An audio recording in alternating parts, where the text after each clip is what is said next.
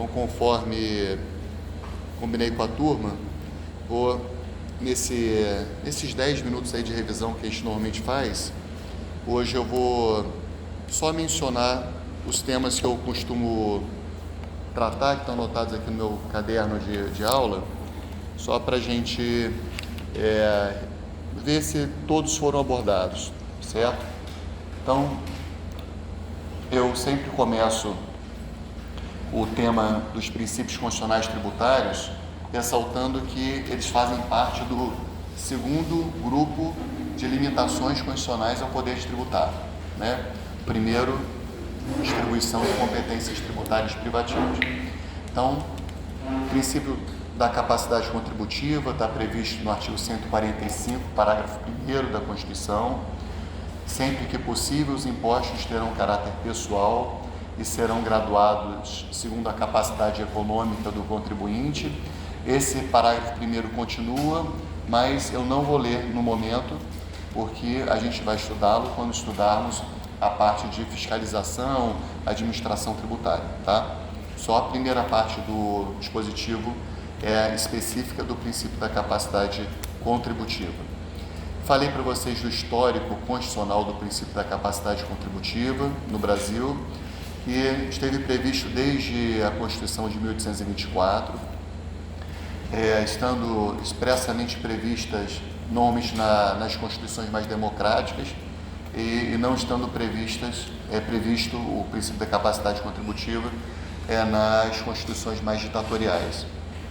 Embora a de 1824 tenha sido outorgada, ela é considerada uma Constituição liberal, certo? Falei da diferença entre capacidade contributiva e disponibilidade financeira. Eu dei o exemplo do morador de rua que herdou o imóvel lá da senhora rica. Falei da diferença de capacidade contributiva objetiva e subjetiva. Falei dos subprincípios ou técnicas ou instrumentos para a concretização da capacidade contributiva. Expliquei o que é proporcionalidade, progressividade, seletividade e personalização. Também dei o exemplo lá da seletividade no papel higiênico, dupla face, né, dupla folha. Depois falei para vocês que o princípio da capacidade contributiva não é um princípio absoluto, ele pode ser ponderado com outros princípios constitucionais, o que justifica, por exemplo, as microempresas terem um tratamento mais benéfico, mesmo tendo a rigor naquele ano a mesma capacidade contributiva de grandes empresas.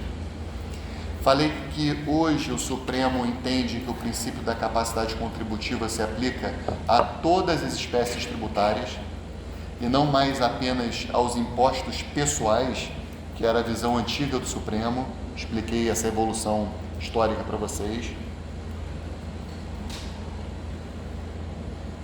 Depois, nós começamos a estudar o princípio do não confisco, está previsto no artigo 150, inciso 4 da Constituição, que veda a utilização de tributo com efeito confiscatório.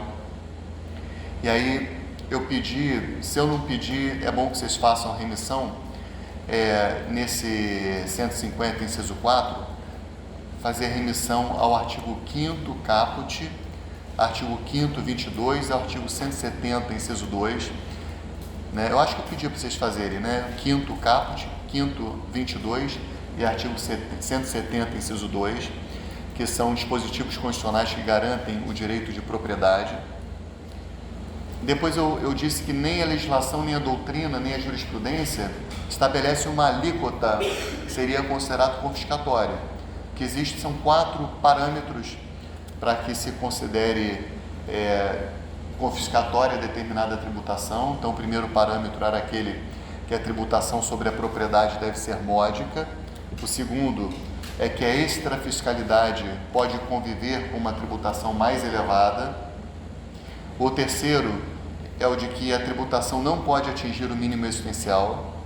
E o quarto é de que, para se avaliar se determinada tributação está sendo confiscatória ou não, pode ser levado em consideração o somatório da carga tributária incidente sobre o mesmo contribuinte. Lembra que a gente tratou disso? Depois quer dizer, eu falei da questão da diferença da desapropriação, da requisição temporária e do confisco. O confisco, ele só é admitido na Constituição em hipóteses muito restritas, né, como pena de perdimento, confisco de propriedades onde houve cultivo de plantas psicotrópicas, né, e de trabalho escravo. E aí eu mencionei o artigo 243 da Constituição e o artigo 5º, 45 e o artigo 5º, 46b. Não sei se vocês fizeram a remissão aí no código de vocês. Depois eu disse que o Supremo, ele tem aplicado, no meu modo de ver, equivocadamente, o princípio constitucional do não confisco em relação às multas. Lembra que eu fiz essa crítica? Falei, poxa, multa não é tributo. Então, por que utilizar um princípio constitucional tributário para algo que não é tributo? Mas o fato é que o Supremo usa. Então, ele tem uma jurisprudência bastante pacificada, no sentido de que as multas punitivas, que são aquelas que decorrem do descumprimento de obrigações tributárias acessórias, que são obrigações administrativas tributárias, elas não podem ultrapassar 100% do valor do tributo. Eu citei diversos julgados para vocês, tá?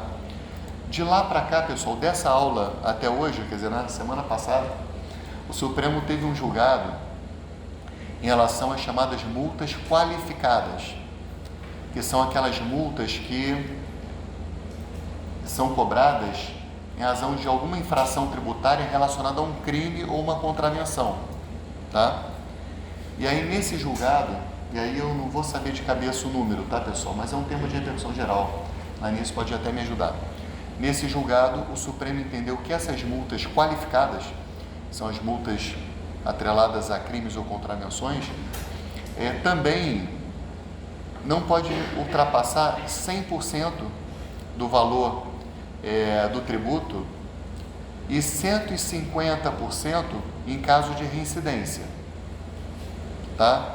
E ficou estabelecido esse parâmetro até que venha uma lei complementar federal que possa disciplinar de forma diferente. Então, o Supremo, semana passada, decidindo...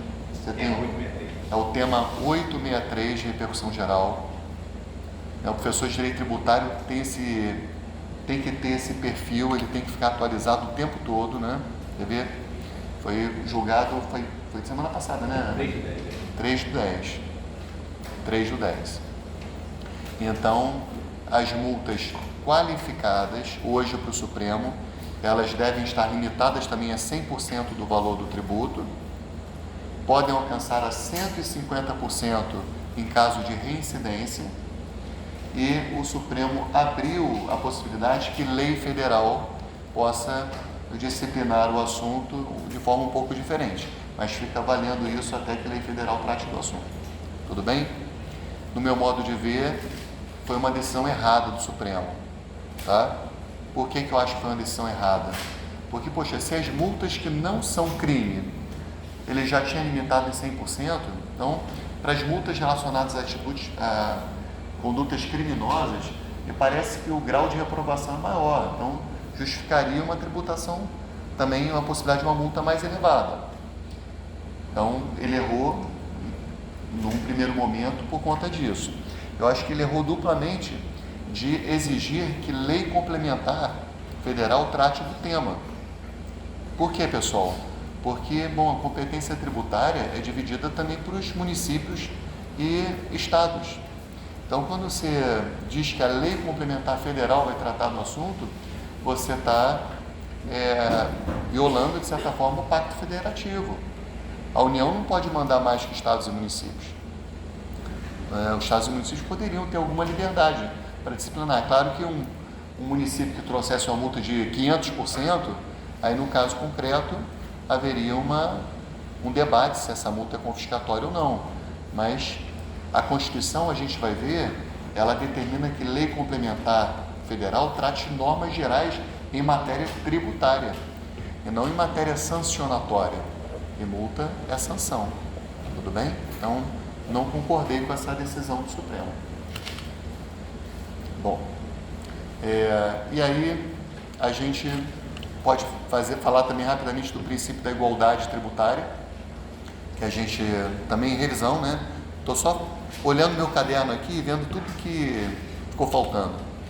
Então, o princípio da igualdade tributária, o princípio da isonomia tributária, ele está relacionado ao princípio da igualdade formal, disse isso para vocês. Tem previsão no artigo 5º, inciso 2 da Constituição, certo? E ele veda a União, Estados, Distrito Federal e municípios de instituir tratamento desigual entre contribuintes que se encontrem em situação equivalente. Proibida qualquer distinção em razão de ocupação profissional ou função por eles exercida, independente da denominação jurídica dos rendimentos, títulos ou direitos. Tá? Uma coisa importante é que esse princípio da isonomia tributária, da igualdade tributária, ele pode conviver com as isenções tributárias, que desigualam pessoas. Mas essas isenções, elas necessariamente devem estar fundadas no interesse público, né, e na razoabilidade. Senão, se tornarão aquilo que a gente aprendeu aqui, se tornarão aquilo que é chamado pela doutrina de discriminação odiosa. Tudo bem? Uma coisa interessante, pessoal, é que antes da Constituição de 88, acho que eu não mencionei isso não, talvez tenha mencionado, antes da Constituição de 88, existia um entendimento que, por exemplo, juízes, parlamentares, militares não deveriam pagar, por exemplo, imposto de renda, certo? Por quê? Porque isso de alguma forma violaria aquela ideia da irredutibilidade de vencimentos do servidor público que ocupa a função de Estado. A gente sabe, né, que uma das prerrogativas do servidor público é a irredutibilidade de vencimentos. E a nossa Constituição de 88 previu isso, de novo, mas previu assim, sem prejuízo da incidência do imposto previsto no artigo 153, inciso 3, que é o imposto de renda. Então, hoje a Constituição expressamente diz que, olha, tudo bem, vocês vão ter o princípio da irredutibilidade de vencimento, mas deverão pagar o imposto de renda. Por quê, pessoal?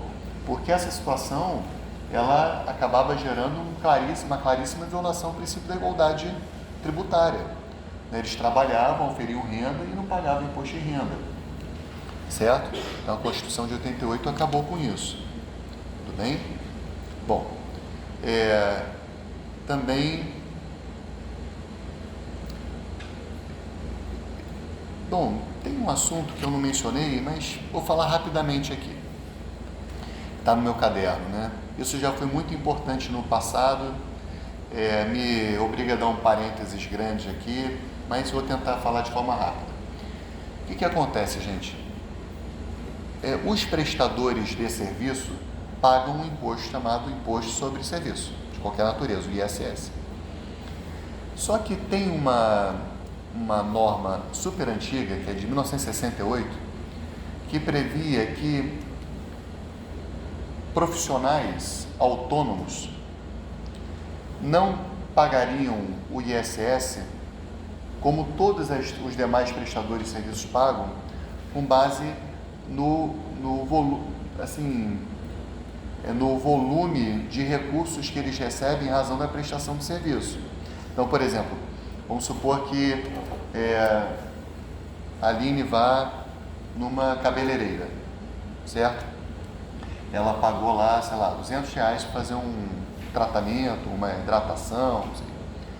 E aí a cabeleireira vai pagar 5%, né? O salão é uma prestadora de serviço, uma empresa prestadora de serviço vai pagar 5%, que é o ISS, a alíquota normal do ISS, sobre R$200, beleza? Isso funciona para todos os tipos de prestadores de serviço, mas para os profissionais autônomos foi criada uma regra que dizia que esses profissionais, em vez de pagar uma percentagem do volume do que eles recebem, para facilitar a atuação do profissional autônomo, eles vão pagar um valor fixo por mês ou por ano. Normalmente um valor fixo por mês, por exemplo, R$10 por mês, ou R$200 por mês, que é o que existe hoje ainda no Rio de Janeiro, mais ou menos R$200 por mês. Tá legal? Então, foi uma regra que foi uma isenção assim, parcial, foi uma regra, um benefício fiscal para ajudar os profissionais autônomos. Só que houve uma modificação nessa lei para dizer assim, se existir uma sociedade uniprofissional, ou seja, uma junta Aline e eu estou pagando a alíquota fixa lá por conta de ser advogado, chamo a Aline, bora montar um escritório?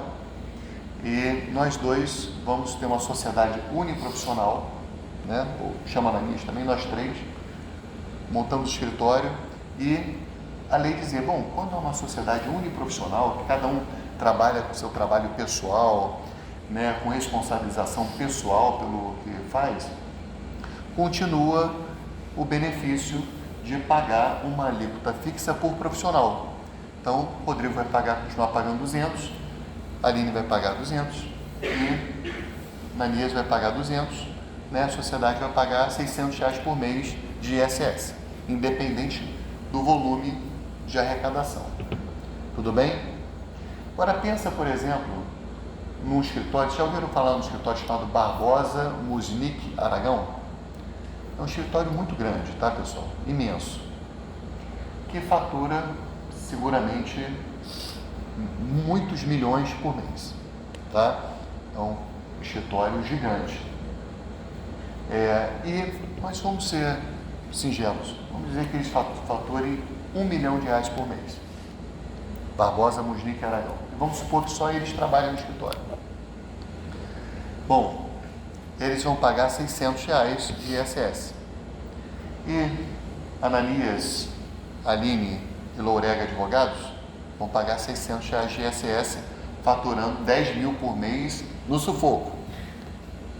Tá? Percebam que essa situação aparentemente gera uma grande violação ao princípio da isonomia, porque eles estão faturando R$1 milhão por mês. R$600 não é nada para eles. A gente está faturando 10 mil ali na luta, R$600 faz diferença, certo? Então, os municípios tentaram pleitear a inconstitucionalidade dessa previsão legal que está no artigo 9º, parágrafo 3º do Decreto-Lei 406 de 68. Artigo 9º, parágrafo 3º do Decreto-Lei 406 de 68. Tudo bem? Os municípios tentaram pleitear a inconstitucionalidade, mas o assunto chegou nos tribunais superiores e a jurisprudência foi pacífica no sentido de que não há inconstitucionalidade por violação ao princípio da isonomia tributária. É um tratamento justo, que ainda mais para os advogados, porque são função essencial à justiça, enfim, e a gente tem o sentimento de que a força dos advogados ali, da OAB, da argumentação da OAB, pesou muito, o que beneficiou todas as sociedades uniprofissionais, de médicos, de contadores, de economistas, né? Porque esse dispositivo é bastante amplo, ele engloba diversas sociedades uniprofissionais, de vários tipos de profissão, tudo bem?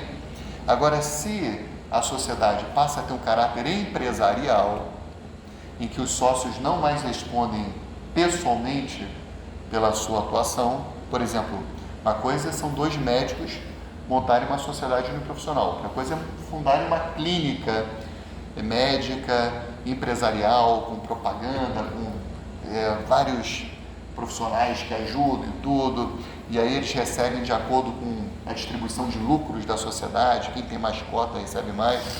Quando é assim, desconfigura uma sociedade uniprofissional, vira uma sociedade empresarial, aí tributa normalmente. Tudo bem? Acho que é um exemplo interessante de aplicação ou de não aplicação do princípio da isonomia tributária. Tudo bem?